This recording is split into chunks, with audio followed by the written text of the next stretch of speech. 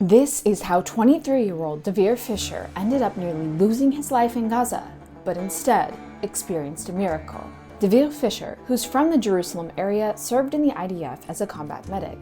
Like many Israelis who go to travel after their army service, Dvir went on a trip to India and Nepal. But what happened while he was on the trip was something he never expected. I went to get something to eat, and on the way there I saw a friend of mine who was like coming and said, did you hear what happened? I said, no. What do you mean? Where? And then he said, in Israel there was a party and about 100 people are dead. There are a couple hostages and they took over a base, the terrorists. And I opened the news and I started also to see the videos, all the brutality and the murders and the rape. And I said, like, I can't stay here. I felt like reality is crushing on me. And I said, I have to go back as a Jew and an Israeli. So I'm a descendant also to Holocaust survivors from both my sides. So it's something that is really present in my life. And like seeing those videos and hearing what happened is something, like I said, like this is like stuff that happened in the Holocaust. And this time we have an army and I am a combat soldier. I have to go back and fight them. So I did. I decided I'd go tomorrow. At night I saw like 7 shooting stars in like 5-10 minutes. And it's kind of like a sign for me that I'm like protected. But I felt like something is going to happen to me. I landed on Saturday morning and I drafted on Sunday. And I joined my unit on Monday, and we trained, because again, it was my first reserves duty. So like we didn't really know the platoon, like the older guys. So it was like, getting to know them, like we're gonna go into Gaza with you. And as something like first of all, to get to know people, and like, you're a little bored during those training times, before you go, because you don't know what's gonna happen. So I was teaching them doing yoga next to like tons of ammunition and guns and rockets. It was like really surrealistic thing.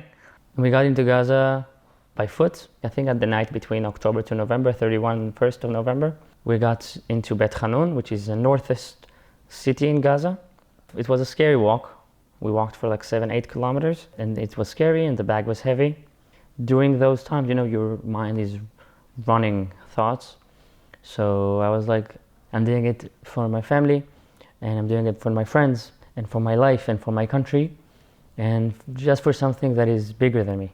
Like I may be walking now as one soldier, but I really felt like the power of the whole Jewish nation behind me, and like I'm doing this to protect, like, we said never again, and like this is really why I did this.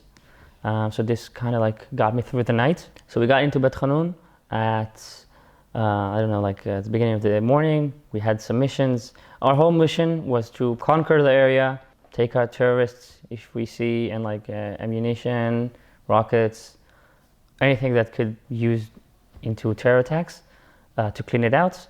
We did it for 8 days. The whole scenarios in Gaza are also like a little scary, because you have threats from everywhere. You have tunnels, you don't know where they'll come. You have tunnels, you have snipers who could snipe you, you have RPGs, you have drones that could just drop grenades.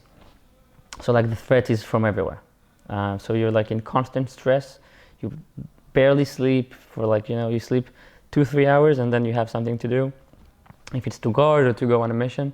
On November 8th, we were on our way to an attack on a UN school, UNRWA, which operated as a Hamas base. They were shooting rockets from there and they were hiding ammunition there. So our mission was to take control of this area. Again, because of all the threats, you're not just like, casually walking. So you'll be running from place to place in pairs. We were just moving between 2 houses with they had about 30 feet of a road, 10 meters, something like that. So we started to run, then we hear tack, tack, tack, tack, like bullets. And I really felt the air just like cutting right next to me because the bullet hit the wall next to me. I continued on running after understanding, and all this is a matter of seconds. And I'm standing and being shot at. And like 2-3 meters before I entered the house, I suddenly I see black. I felt like, ringing in my eyes and like extreme pain, like stabbing your toe at night, that you have something out of nowhere. Times like a billion. I saw everything from above. like from a drone. Like the whole situation, I was here, my friend was here, the tank, the area, and like just for a split second, but it's something that is like carved in my memory. And then I just felt like I'm going back into my body. I fell down and I lost conscience for like 30 seconds. In this time, like my friend like covered me, 2 other guys pulled me from my vest into the house, which is a feeling I do remember. Then I kind of like, woke up, asked them like what happened, and I was like in extreme pain. And they started treating me, they started doing pecking, which is like stuffing the wound with bandages to stop the bleeding. And I felt the pain like centers and like into here, and like I saw them doing the pecking here, so I said, I was shot in the neck. It's a scary thing to understand. And after that, they started to like undress me and like take out my, my helmet, my clothes, and my earbuds as well. And I said like, this is like just so scary, and like I don't want to be here. I want to disconnect, and I'm conscious and I'm in pain and just want to disconnect. And that's why I said the mantra I do always for meditation. So I kind of did a meditation. So I just did it over again, like Om Mani Padme Hum, Om Mani Padme Hum, Om Mani Padme Hum, Om Mani Padme Hum. And the medic next, like who was treating me still, he's asking me, what are you doing?